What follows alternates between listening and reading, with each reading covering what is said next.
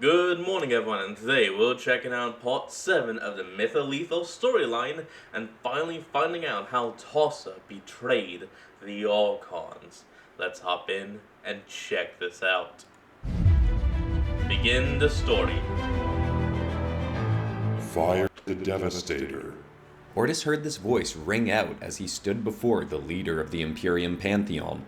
Wait, that voice. That was the main Archon, the top dog, the top Archon.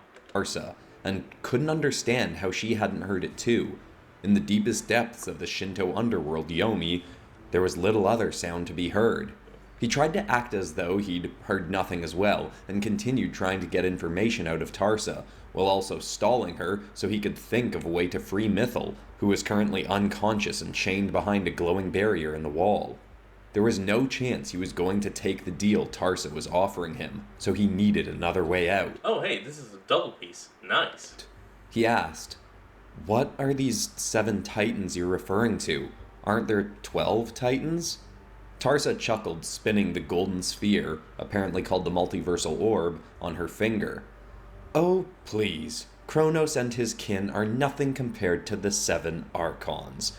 Call them titans, demons, elder gods, or what have you, but they exist beyond physical reality, and thankfully cannot take physical form in our reality, else they'd take control over all. Yep. Of course, I was able to exploit that desire to my own benefit." And there it is. Fire the Devastator now!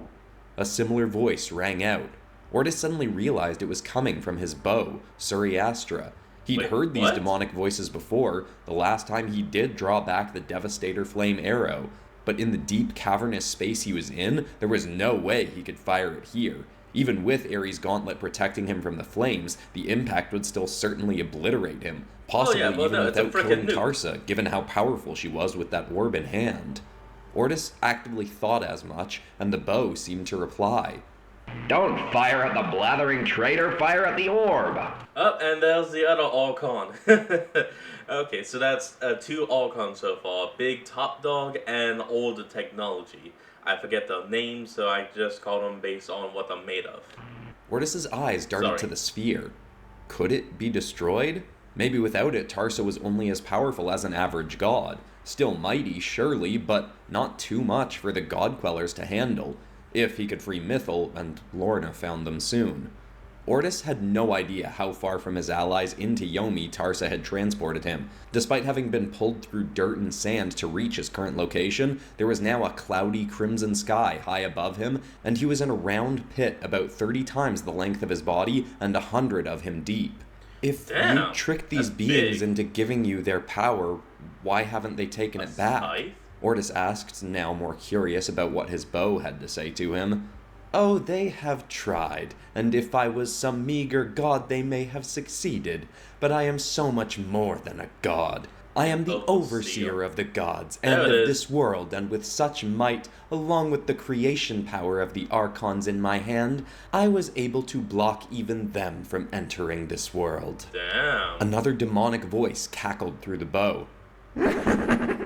She isn't as safe from us as she thinks.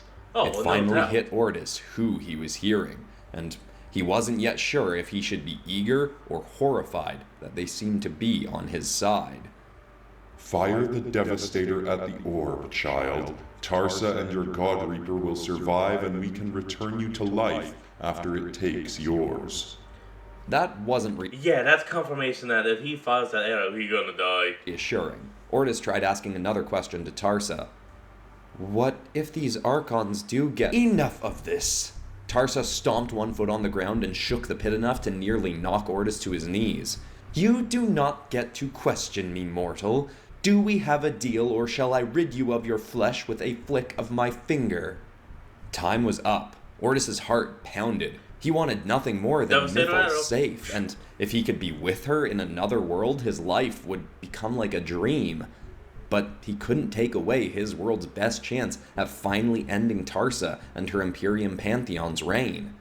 He was actually considering drawing back the Devastator arrow, but had seen Tarsa's speed when she'd fought Mythal back at the Beast Farm. Surely she could avoid the attack. A voice spoke to him again, as if hearing his hesitation.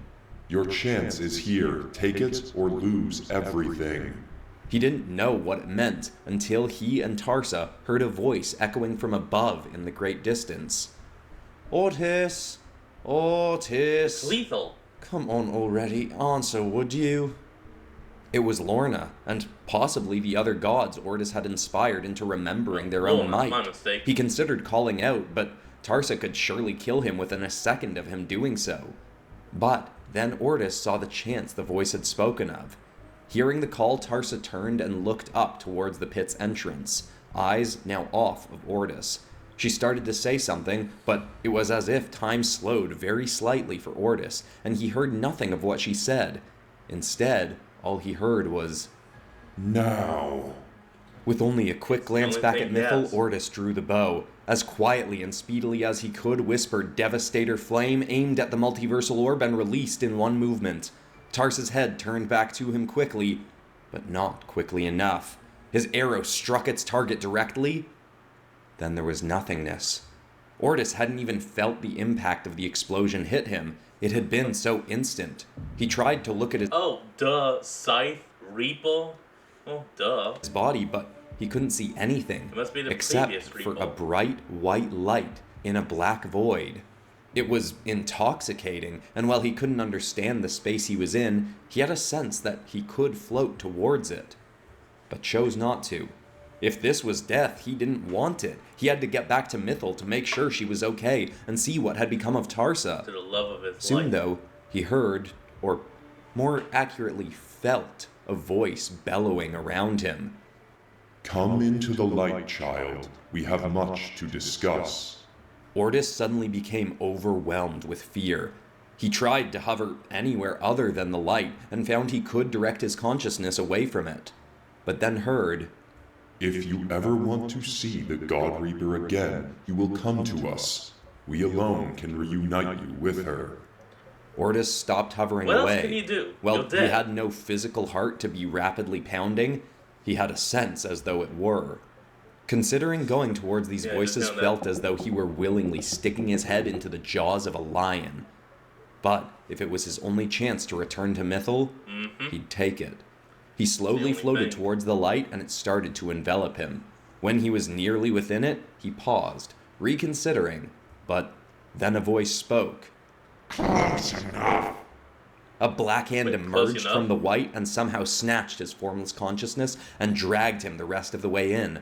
When he was released, he was once again floating in a black void, but he could at least make out the silhouette of his body. Or a body, at least.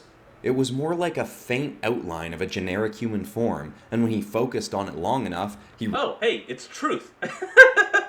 Sorry, that's a joke for all of us anime watchers out there. realized he could allow it to merge with the blackness around him.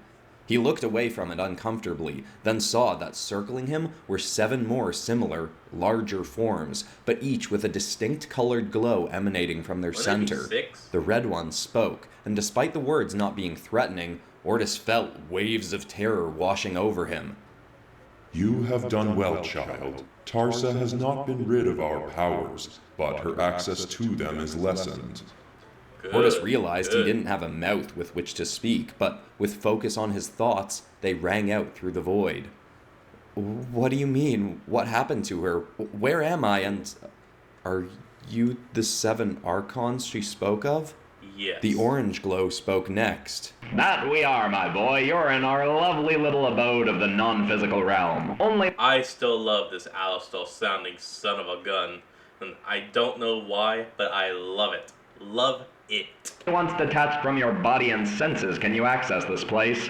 Unfortunately, even with us upgrading that little bow of yours from here, we weren't able to help you rid Tarsa of her own body. Damn it. Ortis quickly replied, "What about my body? What happened to it?" Ortis was suddenly shown a view from the ground back inside the cavern in Yomi. There was rock and rubble all around him, and he could slightly make out his mangled, bloodied body, covered in debris and swirled in thick black smoke. He suddenly realized he was seeing himself from the perspective of his bow. He turned his view from it and saw Tarsa, burnt and battered herself, scrambling to leap up the walls of the pit, holding 3 pieces of the multiversal orb. A dozen different gods, some Ordis recognized from the village in Yomi, were relentlessly attacking her and actually seemed to be harming her. Yes. Though her power still clearly exceeded all of their own. Damn it. Ordis turned his gaze and saw his allies, Lorna and Amphenella, tearing the chains off of Mythal. The crimson barrier that had been around her was now gone, but she also seemed completely unharmed by the Devastator arrow strike. She was with Lorna. She was safe. The last thing Ordis saw was the form of Brigid, goddess of healing, headed towards him, before the vision vanished. The Red Archon spoke again. There, you see? The goddess of healing will fix your physical form so your consciousness has the possibility to return. We will allow you to do so as long as you agree to our terms. Ordis was still confused and scared, but got some slight sense of comfort from the fact that he apparently had some choice in what was to come. Okay, what are your terms? The Green Archon spoke next. To kill Tarsa and use that orb to do as she was meant. Green Archon. Archon? I was gonna say Archon. This is the Hypotech one, the one that created that mechanical virus shit. To do before she betrayed us. The Red Archon spoke again. You will use it to grant us physical forms. Ordis replied, with fear that every question he asked may be a stupid one to these beings. I don't understand. Actually, since unless they have physical form, they literally cannot enter the realm. You could literally just be like, yeah, sure, I'll totally make you guys bodies. You just go back to the living and be like, okay, so I'm not gonna make these bodies. What are they gonna do? Like, legit, what are they going to do? Someone tell me. And didn't you just have me break the orb? It looked like it was in pieces. The Pink Archon spoke in a much more jovial yet still menacing voice. The orb can't really be destroyed, silly, except by its own wielder. Its power can be divided when it is broken, but it can always be reassembled. Luckily, your friends managed to get one of the pieces before Tarsa did. Good enough. The Orange one spoke again. It won't weaken her much, but enough that you might have a fighting chance to slaughter that traitor. Ordis was getting intrigued enough in what these beings had to say that his fear was ever so slightly fading. How did Tarsa manage to trick you into giving her your power? The Red Archon spoke again. Let us go back to the beginning. You will understand all if we show you the full tale of creation. Ordis could suddenly see, or Go on. again, more accurately feel, the images of hundreds of worlds around him. Man, I love Most this were story. round, some were flat, some seemed to be carried on the backs of massive tortoises. Scenes and beings flashed through his awareness as the tale was told to him. There are thousands of worlds and universes in the vast multiverse, many seeming like your own, though your world is unique in how we created it. We were tasked with constructing physical reality at the dawn of this multiverse's time by channeling the power of an entity called the Demiurge. We utilized elements of past multiverses, but made the fabric of this one our own, limiting the number of worlds, but also making them each unique. We could have made every realm a paradise if we so chose, but that was not the point of physical reality, nor would it have been particularly entertaining for us to observe. We made sure each world in the universe had its fair share of challenges and strife, so the souls who Peace is never something nice to, enjoyable to watch. It's nice, but it's not enjoyable. incarnated into physical form would have something to overcome. One constant through the multiverse was a type of being, now referred to by some as an overseer. Ordis recognized that term only from Tarsa having called herself one. These are beings with halted lifespans whose souls are imbued with an energy that allows them direct connection to the fabric of the energy of their own universe. They did not have anywhere near our power, but they could alter some conditions of their realities and create their own additional beings or creatures to inhabit them, beyond the ones we'd already sown into creation or evolution. These overseers could even transport themselves to other realms of the multiverse to see the creatures or beings of other realms, and even make copies of them. The role of overseer could be passed on to another if one grew bored of living forever, but if an overseer was killed, the role in that world would be lost, its power then divided into imperceptibly small fragments, and granted unknowingly to the forms of all beings in that overseer's universe. The orange. Wait. So if the power is passed on, it stays as a whole. But if the overseer is killed, the power just dissipates and spreads to every creature, leaving the realm without any kind of ruler or, well, overseer. Not bad. Man, this guy has some incredible storytelling. Orange Archon then cut in. Freaking love We it. also made the role extremely appealing to the very kind of people who shouldn't have it, just to keep things interesting. Ordis felt as though the Red Archon shot a threatening look at the Orange one, who promptly quieted down. It then continued. In a sense, yes, you could see it as the overseers exist to keep things interesting.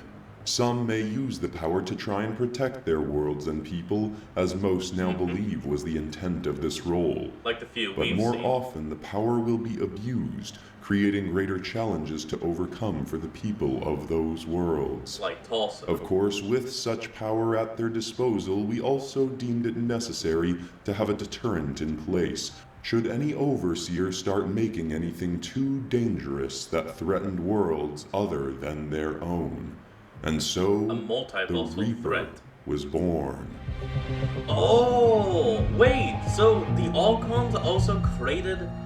Oh, now this is really getting interesting. Okay, so the Archons made the Overseers, which were meant to overlook the realms, and each one is of course different. Some use it to be guardians, some use it to be demons, some use it just to do whatever they want and not care about the world. But because of the people that would be too evil, like Tarsa, that would end up becoming a multiversal threat, they create a counterpart to quiet those down so that the multiverse as a whole is safe, thus creating the Reaper as we know it. Boom! Oh, I'm sorry, I'm geeking out over here. Ordis suddenly saw a being that felt as overwhelmingly powerful as these Archons, maybe more so. It had 3 colored rings floating around its head and carried a scythe forged from smoke, somewhat like Mythal's weapons, only this being's blade was purple, not white. The Red Archon went on. Should any overseer step too far out of line, the being granted the abilities of the Reaper would seek them out and slaughter them, in turn wiping out their entire universe and every being within it, both as punishment and to ensure their dangerous creations did not continue to spread. Incredible. The system put in place fared well for a time, but eventually we grew curious about how a new world system would fare. This is how the first world of new gods took shape, the kind of which you are familiar with. We'd made some realms with beings like what you refer to as gods in your world, but wondered how a world with many of these, in place of overseers, would fare. We created a small world at first with a minimal-sized population, as far as most worlds go, and set the creations in motion for titans and deities to come into being with a variation of the overseer abilities, granting different gods domain over different elements of their world through the runes strewn across their physical forms. These gods and their people did live in relative harmony, and an intriguing type of ecosystem was made, still rife with trials, but able to spawn incredible acts of heroism and villainy from gods and mortals alike.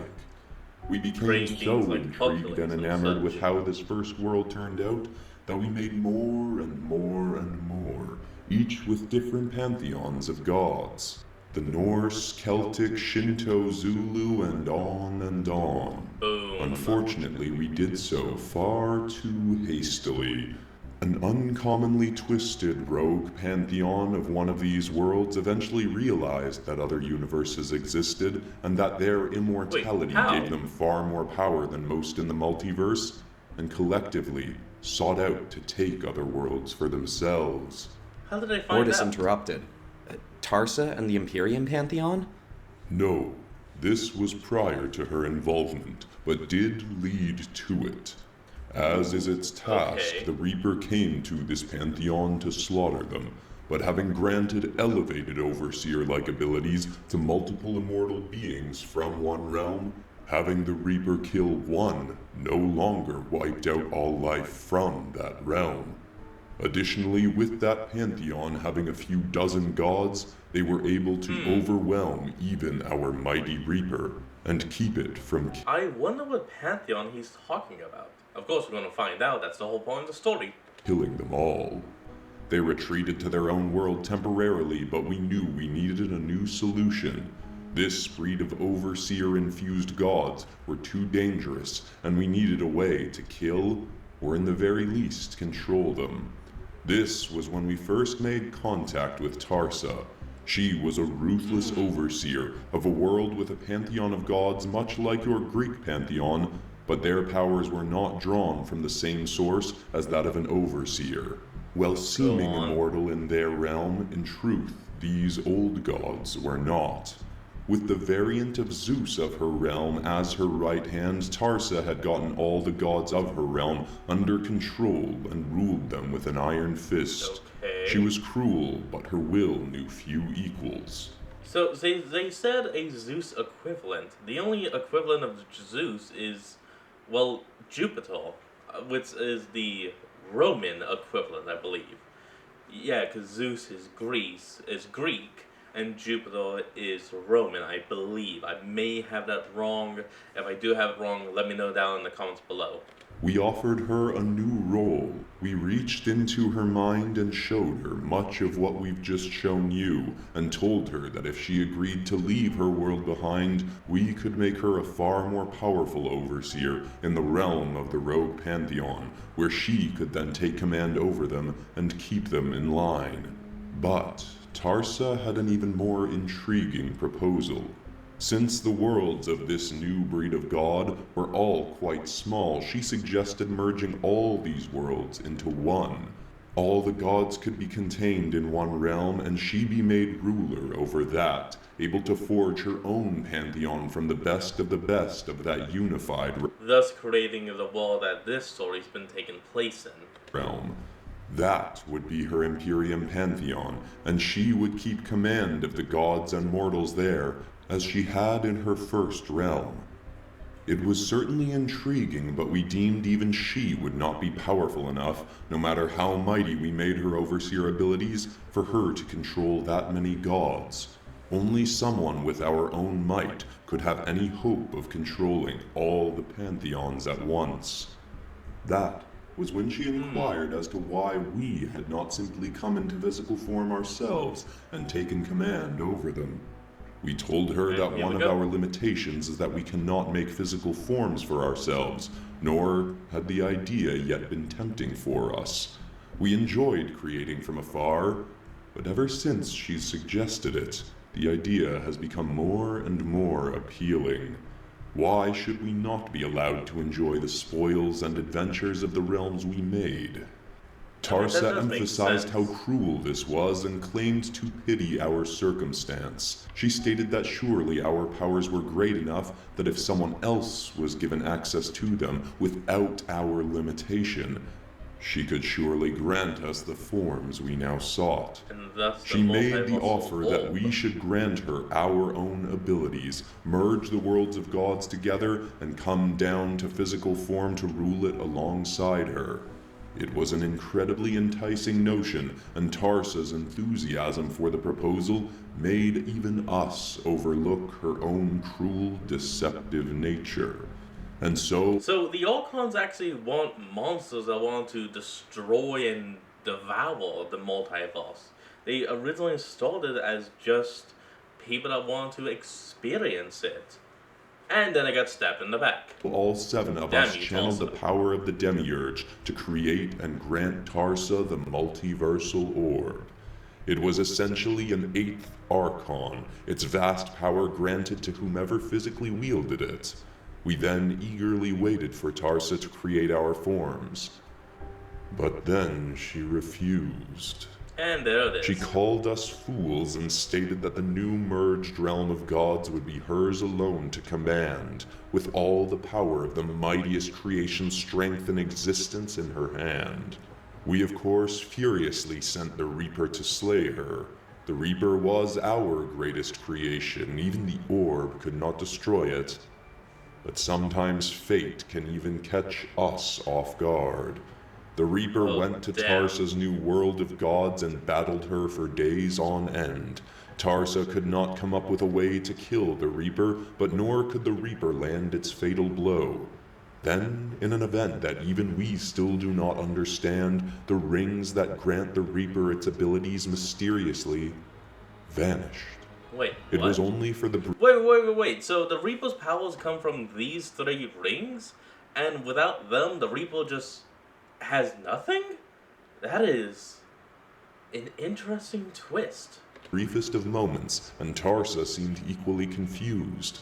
But with her foe now made mortal, Tarsa slayed the Reaper in a single blow. Seconds later, its rings returned, but their host was vanquished. We had put a rule in place that should someone manage to slay the Reaper, they'd then be forced to take on its task and burden.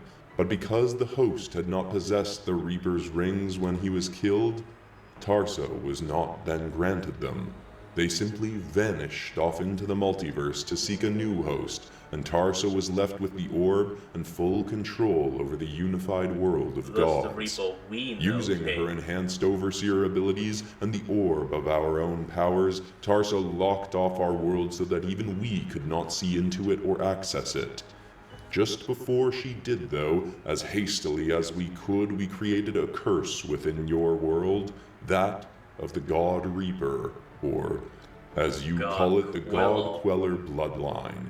Had we more time, we'd have made it easier for these beings to come about and made them more powerful, as their abilities are not a match to that of the actual Reaper.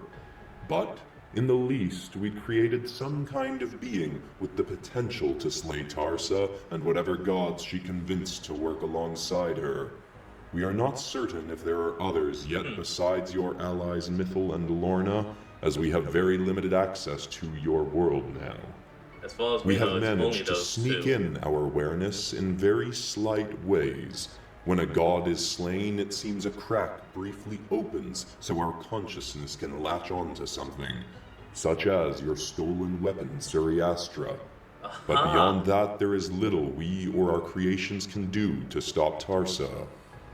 Until now, that is. Yes. All of that information Yes. was so much for Ortis to absorb, and yet, having felt it so vividly as it was told, he felt as though there was no way to deny it as truth. The Red No Archon doubt. then said, As we speak, your body is being healed by the goddess Brigid in tandem with one of the pieces of the multiversal orb.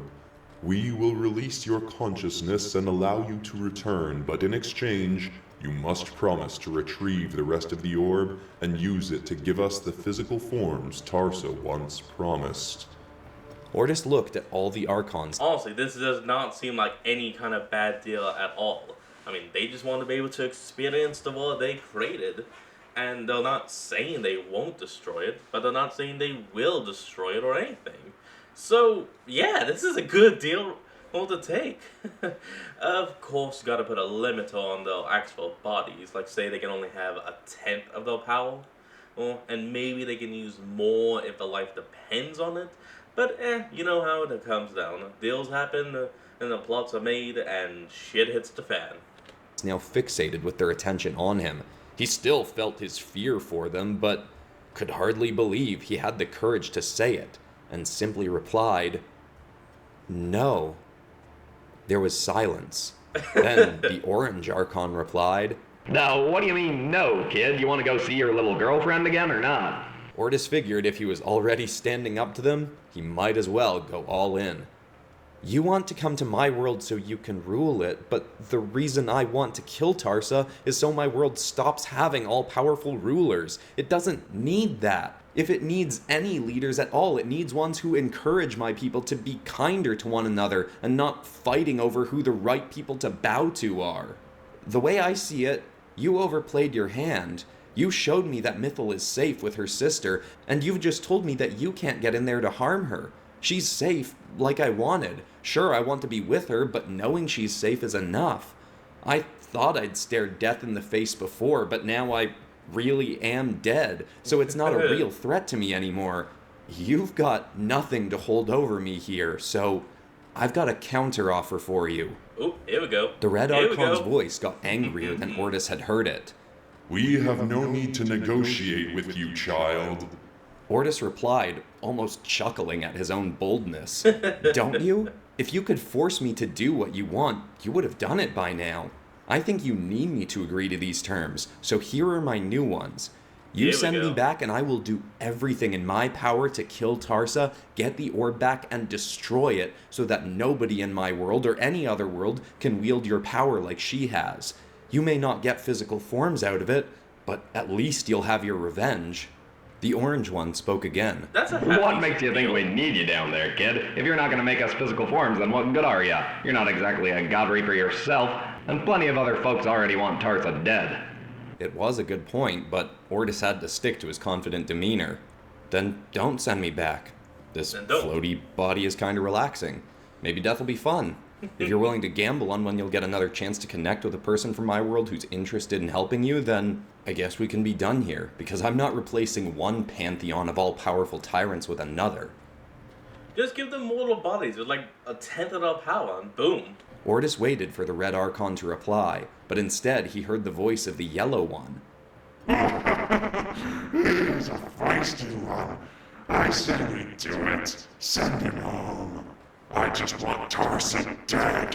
There That's was the another Kaiju long one. pause. Ortis had no idea what kind of trouble he could be in if they disagreed, but he started to feel as though he were truly the one with the power in this circumstance. Finally, the Red Archon, back in its calm state, replied, Fine. We will return you. You will kill Tarsa and destroy the orb. But know this, if you betray us like she did... I won't, Ortis interrupted. I want Tarsa dead even more badly than you do, and nobody in physical reality should have the power of that orb. Kill Tarsa, The Red kill the Archon orb, seemed done. surprised by the interruption, but continued. Keep Suriastra on you, as it is our eyes into your world. Keep that in mind, child. We will be watching you. Hey man, it's my only weapon. Of course I'm gonna Without keep another it. second to think, Ortis's eyes suddenly burst open. He was back in his body. He sat up and was in a bed with log walls around him and a dirt floor beneath. Orange light streamed in through the open window as the rising sun beamed.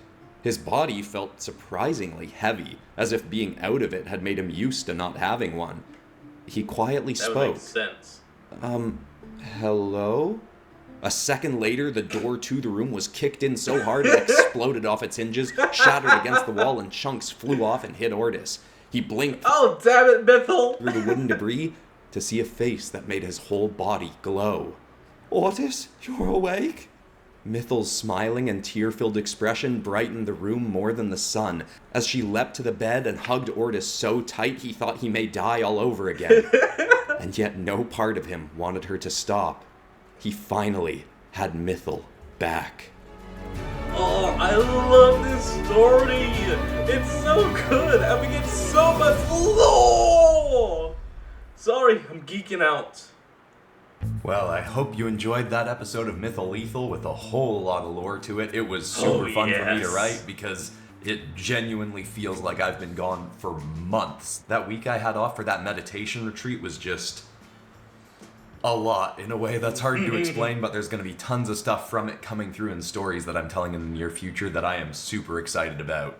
If you're new to Mythal Lethal, I recommend starting it from the beginning, and if you haven't started watching The Summoner's Beasts, there is a bit of crossover between this series and that, so you might want to go back and check that out before the next a lot of it episode on comes point. out next week, and we get some more Godzilla dragons worked into that series. And of course, there are only 3 episodes of Vigilance left, and 2 of those are going to be a big epic season finale that I am really excited to write, crossing over all the characters, or lots of the characters from that series. Speaking of which, it's time to end this video on a positive or inspiring note, and What the you positive got? or inspiring note that I'm going to use is actually, admittedly, kind of what I'm planning to be the theme of the final 2 Vigilance episodes, Oh, which is cool. the idea of, are you living your life with main character energy?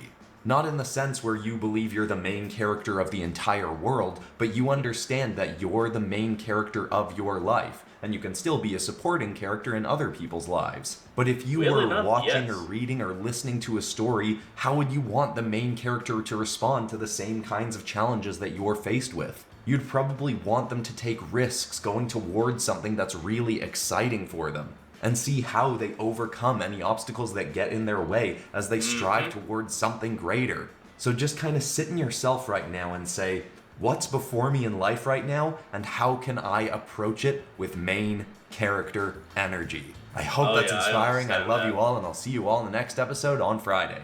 Nope, on Monday. Alright, well everyone, that's going to be the end of today's video, and I hope you all enjoyed this. Remember to like, comment, and subscribe for more. Link to the original will be in the description below, and I'll see all of y'all next time when we flick back on. Till then, this is Fox, signing out.